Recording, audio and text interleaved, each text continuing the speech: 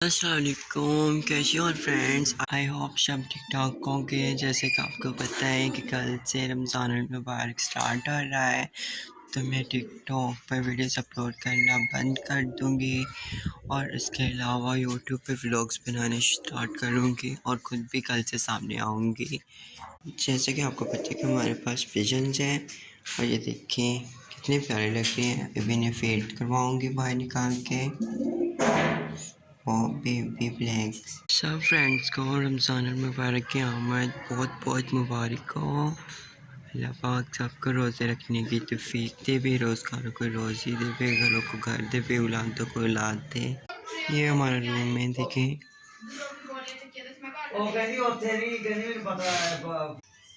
Please please मुझे support करें, like करें, अच्छे अच्छे कमेंट्स करें।